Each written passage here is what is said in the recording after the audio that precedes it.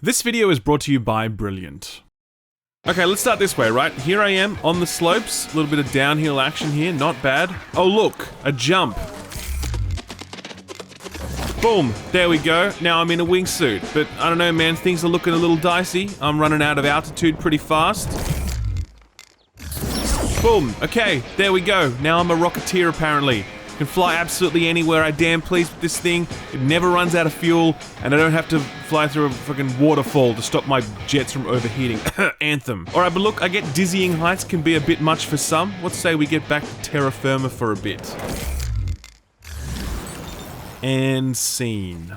This, ladies and gentlemen, is Riders Republic, and it's a game I put about 20-ish hours into over the last few weeks. First in a preview event, and then in the early access period that was last week, and also since the game's release this week.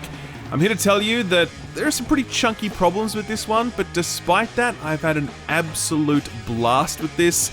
I have loved almost every second of it. There have been games like it, most notably Steep and The Crew, but nothing quite like this, with this feeling of completely unrestrained freedom across an absolutely gigantic playground, the amount of space, the amount of missions and challenges, the sensation of speed, the sheer ridiculousness of it all. It's just absolutely fantastic, and it's definitely one of the biggest and best surprises of the year for me.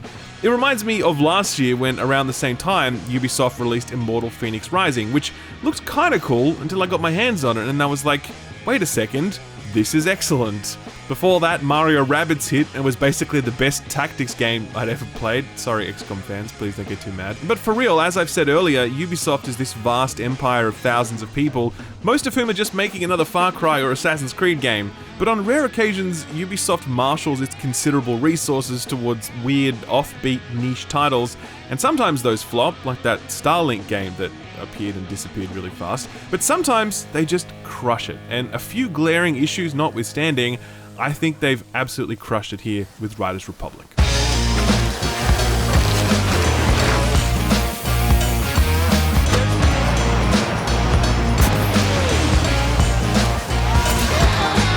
Riders Republic is Ubisoft's latest swing at extreme sports, which is a genre they've dabbled in the past, most notably with Steep. I'm told that has a good community behind it, but I'm not close to that at all. I only played a few hours of that game, and I've just bounced off it. It just didn't click for me. As I've been talking about Riders Republic on social media, I've certainly heard the sentiment that Steep walked so that Riders Republic could run, and I can definitely see how that's the case. Steep was focused exclusively on winter sports like skiing and snowboarding, but it also had parasailing and wingsuit jumping, and you could switch between any of those on the fly just like I did in the intro of this video. The other touchpoint I think is The Crew, which allowed you to dynamically switch between cars, planes, and boats. You could be driving along on the road and then just turn into a plane and take off. That's pretty damn cool. So Riders Republic takes the concept that underpinned those games and applies it to a larger category of extreme sports. You've got winter sports, you've got BMX and road bikes, and you've got the aerial category including both the wingsuit and the rocket suit. So first up, I gotta say that this thing where you can just switch between whatever you like, whenever you like, this is a really awesome feature, and I'm not surprised to see how much Ubi have doubled down on it over the years. The Riders Republic map is absolutely gigantic, and you are encouraged to explore it, and the process of doing so would be this monumental chore if you were constantly forced to go into your menu to fast travel, or you had to catch a ski lift to get to the top of somewhere, or you had to ride to the top of a mountain so you could ride down, etc. All of those barriers are immediately dissolved for you by the inclusion of this rocket suit, which allows you to take off from anywhere and just go somewhere. It's like a way more fun version of fast travel, like in Spider-Man, right? You could fast travel in that game, but did you? Probably not, because web swinging was just too much fun there, so you didn't mind all the web schlepping. It's similar here in Riders Republic, where the sheer joy of moving through the world is one of its principal appeals. And by the way, don't expect that you'll be using the rocket suit all the time. Sure, it's fun and it can get you anywhere really fast. What you'll find is that you'll kind of get near a destination and then you'll switch over to your bike or your skis because they're just as fun in their own way. You'll want to grapple with the terrain of a mountainside, or you want to do a few tricks on a steep downhill ski slope. You'll want to keep it fresh, and that's the benefit of this change it whenever you feel like feature. Anytime you feel yourself getting bored of any one racing style, you can just switch over to another, and the unlimited freedom of choice meant that I was just never getting bored playing this. Ever. The world itself is overflowing with things to do. You're encouraged to just explore the map, since peppered throughout it are hundreds of collectibles and lookout points and landmarks and photo opportunities and stunt events. These don't appear on the map until you find them, and while your annoying in-game friends will bark hints at you over comms, it's generally up to you to look around and find this stuff for yourself. For example, I was just rolling around when I stumbled on this BMX stunt track, which asked me to navigate this really tricky treetop track. And try saying that 3 times fast. This was a real pain in the ass, but you know, in the end, it was really fun and I'm glad I did it. After that, there are the actual organized races. I don't know how many of these there are, but there's a hell of a lot of them. I'm 20 hours deep now and I still feel like I have dozens and dozens more races to unlock, and they're as diverse as they are numerous. While you have skiing, bikes, and aerial, within each of those are subcategories. So for bikes alone, you've got BMX racing, then you've got BMX tricks, and then you've got downhill road bike racing, and then there's the stunt category, which I mentioned earlier, and then there are these silly meme missions where I have to run around on a bike delivering pizzas. Each of the racing types have these subcategories that give so much breadth to the overall experience. I mean, these subcategories even have their own careers tracking your progression and their own specific gear that you unlock for them. With this much on offer, you'd wonder if the game is spreading itself a little too thin and you might just end up with lots of shitty filler. But certainly when it comes to track design, that does not happen. To the contrary, I found the track design becoming more interesting, more elaborate, and more challenging the deeper I got into each career. You get the feeling that the level designers were kind of holding back at the start to ease you in, because yeah, some of the tracks you'll encounter later are totally wild. So as you've been watching, you've been seeing me in a world full of other players, and you're probably wondering, are those actual people? Sort of yes, sort of no. So one of the biggest and best decisions that Riders Republic makes is to rely on player ghosts rather than actual players, such that whether you're in the open world or you're in organized races, you're always riding alongside other people, even if they aren't online at that very moment. Wherever you go and whatever you do, Ubisoft is caching your race data, and as other players race around, they might bump into you when you're online, sure, that could happen, but they're more likely to bump into your ghost, a stored version of your trips across the open world, or your performance in a specific race. This not only makes the open world feel positively teeming with people, but it also ensures that you never have to worry about player populations being low. When you boot up an organized race, you don't have to sit there for 5 minutes matchmaking, you just immediately start and you race against the ghosts of 5 other people who race earlier. What makes this even more interesting is how the game handles difficulty. There are always 4 difficulties to choose from for each event, and those difficulties will pull from the ghosts of players at different skill levels. So if you're doing a downhill race on normal difficulty, you'll be racing against player ghosts who finish the race at an average speed, but if you set it to expert, you're racing against people who scored top tier times. It's a really clever implementation that solves queue times and immersion and difficulty all at once. Of course, you can play against other players should you choose. You can party up with friends and explore the world together, choosing to verse each other in a race instead of the player ghosts. This is made even easier by crossplay, meaning you can play with anyone from PC, PlayStation, or Xbox, and on top of all of that, it's even got cross progression, so you can switch between your PC and your Xbox and your PlayStation, and your progress is carried with you wherever you go. As someone that plays across multiple platforms regularly, I always love this feature. Alright, so, I haven't even shown you guys the best part yet, the mass races.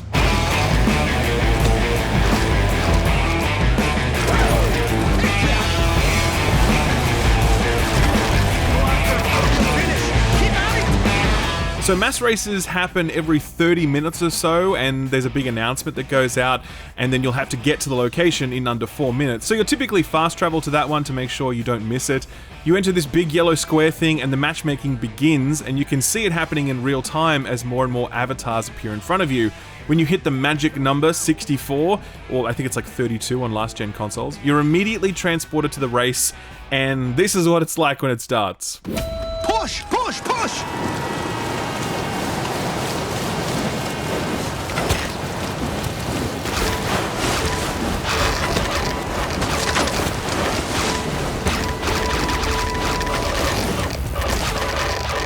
As you can see, it's a complete clusterfuck.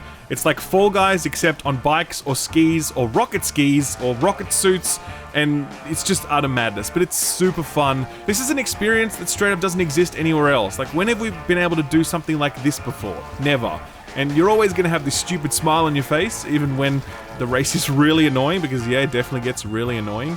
The mass races, you can't take them too seriously, okay? They don't properly work as races, because there's too many people on the track. In the opening window, you literally can't see where you are because you're just buried under an avalanche of bodies, and that avalanche is so thick that you can't see what's ahead of you, leading to situations like this.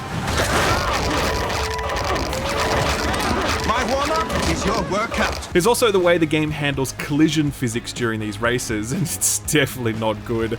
Not good at all. You kind of get bounced around like a pinball, and not in a way that feels kind of realistic or organic. You'll be bounced sharply left or right, on like right angles sometimes. You will just go hard right out of nowhere, or you'll suddenly just come to a complete stop. It doesn't feel right at all, and those opening windows in each race are more about luck than anything else, since yeah, you could just be minding your own business and everything's going well when suddenly you get punted off track, you miss a checkpoint, and then everything kind of collapses from there. The mass races showcase one of the biggest flaws of this game, and that's the netcode. If you watch other races as they move, it doesn't look right. It does not look smooth. Clearly the game is struggling to keep up with everything that's happening, and it does detract in part from the thrill of these experiences, since the sudden and unrealistic physics you're subject to are in large part because of these netcode issues. I'm sure it was really tough to make all of this possible in the first place, so hats off to Ubisoft for that. But yeah, this is definitely something that makes these races less fun than they could be. Having said that though, just to be clear, I still loved these events. I haven't missed one since I started playing. Every time they popped up, I went straight there. It really reminded me of Mario Kart, where all sorts of bullshit can happen at any time, and if you're ever taking Mario Kart seriously, you're playing the wrong game, right? If you go into the mass races with the same attitude, I think you're gonna have a good time. So I guess this is a good window to talk about some of the other technical shortcomings I've experienced during my time with this game, because unfortunately there are a lot of those. Performance-wise, this thing is actually excellent. I played it on a 2080 Ti, running at 1440p, ultra settings across the board, and I was getting an extremely solid 100 frames a second. That isn't supported by DLSS or anything, that's just straight out of the box, 100 frames, so that's really good. I think the game looks great, by the way. It's simple, none of it is going to blow you away, but the scale it achieves is impressive, and there's enough detail in the environments that they'll impress you, especially considering that you'll be speeding past them pretty quickly and you probably won't be paying too much attention to the finer details. One big problem though is pop-in. Now, I'm sympathetic to the plight of Ubisoft's developers here, because you've got this absolutely massive world and you can go anywhere you like and you can move so fast through it because, you know, the rocket suit makes that possible. But yeah, there is a lot of pop-in that occurs when you're going fast. That didn't bother me since I was enjoying myself, and because the pop-in here doesn't really detract from the core experience. It's not like a shooter where distant pop-in becomes a distraction since you don't know if it's a target or not. Having said that, posting clips of this on social media, seeing commentary around the place, a lot of people are quite triggered by this pop-in and they can't stomach it. Fair enough, horses for courses. There are quite a few critical bugs at this point. I'm constantly being disconnected from Ubisoft servers. That happened during the trial week, and it's also happening here in release, to the point where certain menus in-game have placeholder text in there that says, hey, we know our network is busted at the moment, we'll fix it soon. The biggest byproduct of this has meant that I've not been able to test any of the community creation tools, which really sucks. So the community creation stuff is something I'm really excited about. Basically, you can create custom tracks out of any part of this world, the entire map, and then upload those so that other people can race those tracks for themselves. With a map this huge and with so many racing modes available, I love the idea of this. And when it works, I think we're going to see some really amazing creations bubble up. Stuff that is really going to give this game a lot of longevity.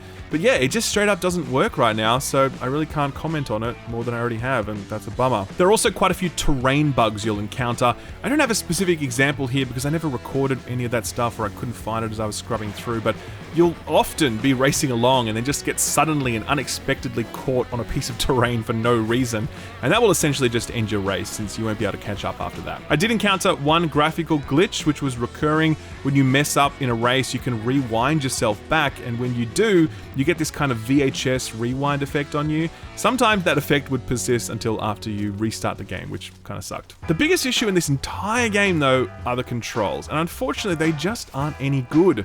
This is a thing on which a sports or racing game hinges, and it's very much the fulcrum point on which this review hinges, because had these controls been good, I'd probably be strongly recommending this game to you right now. And had this game not been so fun, so out of the box, so packed with content, I probably wouldn't be recommending this to you at all on the back of these controls. So the big issue with the controls is the dead zone and the input delay that has been built into them. You'd think that when you move the analog stick slightly, your character would immediately move slightly. That isn't the case. Moving the stick gently left or right makes no impact in the first few split seconds. It's only after that the controls register your input, leading to a situation where you've probably already overcorrected because the controls weren't responding.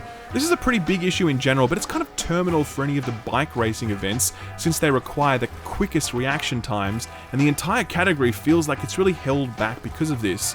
Racing a bike is fun, but I never ever felt like I was truly in control of it, even after trying to tweak some of the controller settings, of which there are some.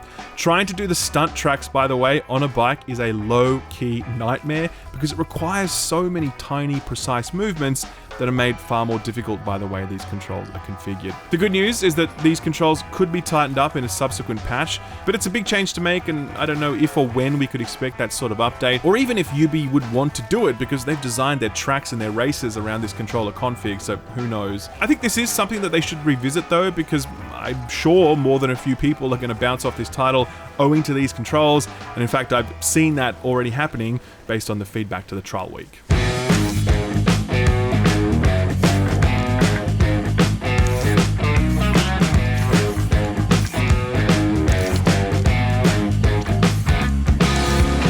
So there are a few other things that did hold this experience back for me, and I just want to highlight those briefly. Firstly, I think the onboarding process is a lot to take in, and I think a lot of the overlapping progression systems are needlessly complicated. When you get started in Riders Republic, it feels like you're being pulled into a tutorial menu or a tutorial race every 2 minutes. Obviously, some of that is to be expected because there are 3 distinct race categories and so many different subcategories, and there's difficulties and controller setups and so much. There's tons. It was inevitable that the game was going to need some of your time to explain itself to you. However, it goes a bit far owing to just how many progression systems there are. Every subcategory of race has its own progression path that tracks your progress and unlocks new races and gear. You have an overall character progression that unlocks new events and gear. There are these wacky side races that have their own progression system. There's a contract system in place for some reason, which allows you to buy races using cash. There's a seasonal progression model that's split into multiplayer events and weekly challenges. There's sponsors who are also their own form of progression, and they unlock some gear as well as a small selection of cosmetics. Now, I appreciate that Ubi have given us a big, meaty game full of content, but all these overlapping progression systems, they aren't content. They're just a massive treadmill that's often more distracting than it is enriching. You could have cut about 50% of what I've just described, and I think the game would have been better for it, because you'd spend less time in menus tracking the 7 different progression paths you're currently on, stressing out over what you should be doing next. Right now, I feel like the progression feels like that of a mobile game, where they try and lure you with all these interlocking progression pathways so that you feel like you should always be playing more, because there's always more stuff to unlock. I don't think the game needed this many menus, this many progress paths. I think it would have been much better were it leaner. The other thing is that despite having all of these different progression pathways, none of them are very rewarding. So you do unlock gear as you go, but it's just sort of minor stat upgrade stuff. You don't really care much about a new bike that has a different colored frame and it's 1% faster. What you'd really want to be unlocking are the cosmetics, because this is a game about crazy extreme sports and it's all colourful and stuff, and you see other people wearing wacky outfits and you're like, so why can't I? Unfortunately, the game is extremely stingy with these rewards. In my 20 hours of playing, I unlocked only a handful of things. None of them were particularly interesting, and I can look ahead to see what I'll eventually unlock, and none of that looks particularly exciting either. Most of the stuff I'm wearing here, by the way, came with the review code, because the review code was like the ultimate pack or whatever, which I think is worth like 170 Australian dollars, okay? And it had all the more interesting stuff, and all the default stuff is kind of boring. All the good stuff you'd want to wear is hidden behind the cash shop, where an outfit sells for about 15 Australian dollars. Most of the best stuff is exclusive to the cash shop as well. There's no way to unlock it with in-game currency, and the stuff you can unlock is very expensive because cash is pretty rare, and also because you have to spend some of that cash to unlock challenges. So 20 hours deep and I have enough to buy, I think, 1.5 outfits, and that's it. I get that this is intended to be a live service with content updates, some of which may be free, others not, but I mean, the game just came out and you can buy versions of this for 170 Australian dollars, and yet the game immediately puts its hand out asking for more money. If the game was offering up a whole bunch of awesome free cosmetics and also wanted to monetize some of those, I'd sort of be okay with that. If there was a pathway to earning some of the best items without having to pay for them, and it didn't take months of grinding, I'd kind of be okay with that too. But structured this way, it just left a bad taste in my mouth, and it's one of the other reasons I'm not strongly recommending this to you today. So like I said, bugs, netcode, server stability, controls, progression, monetization, those are some pretty chunky problems. But I will return to what I said at the start of this review, which is that I really enjoyed this. I think it's fantastic. Just as a free-form playground that lets me do whatever I want, it succeeds. As a collection of tightly designed race events, it succeeds. As a game that offers one-of-a-kind mass race experiences, it succeeds. As a multiplayer game to play with friends, it succeeds. As a game that you can play completely solo while still feeling immersed in a teeming multiplayer-enabled world, it succeeds.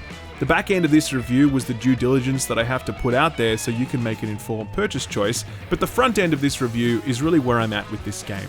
I think this is one of those rare instances of Ubisoft creating something truly unique and fun.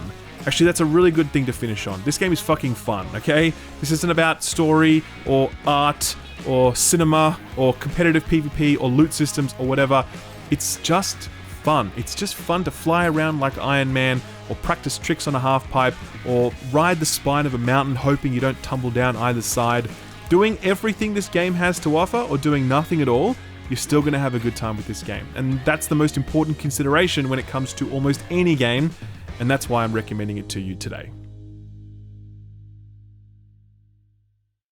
Don't you wish this was you? Okay, maybe not exactly this, but don't you wish you had a galaxy brain and you could crush complex mathematical or scientific problems between your beefy synapses? Look, I know that's not how synapses work, but just go with it, okay? So this is Brilliant, and it's a platform that helps you get better at all the stuff you probably just zoned out over when you were back at school. Stuff like science, technology, engineering, mathematics, computer science, physics, and more. Back then I was like, science is so boring, when am I ever gonna use this stuff? And now I'm staying up till 2 AM watching Neil deGrasse Tyson videos on quantum physics, just thinking to myself, damn, I really wish I understood half of what he was saying. Brilliant is your chance to understand half or more of what he's saying. It offers a huge range of courses ranging from beginner level to advanced study. Each of the courses clearly explains the concepts and provides an interactive element, so you're always learning by doing. Courses are always broken up into manageable sections, so you can do them all at once or across a few sittings. You can also do them on mobile since they have a dedicated app that has a 4.6 rating with over 70,000 reviews on the Android store alone. Coming back to my butchered, beefy synapses metaphor, Brilliant is like a workout for your brain, expanding your mind by learning entirely new things or delving deeper into the sorts of mathematical logic or computer programming challenges that will keep you feeling sharp. To learn more, visit brilliant.org/skillup, and as a special offer, the first 200 people to sign up get 20% off the annual premium subscription. Thanks Brilliant for sponsoring the video, and thank you for watching it. Thanks for watching my video. If you liked it, give it a thumbs up. If you didn't, give it a thumbs down so I know to do better for next time. If you enjoyed yourself, consider subscribing, and if you really enjoyed yourself, maybe consider hitting that notification bell so you never miss a video. You can see my patrons here on the left. They're awesome. They're amazing. If you want to join them, check out my Patreon page. Thank you again. I'll see you next time. Bye-bye.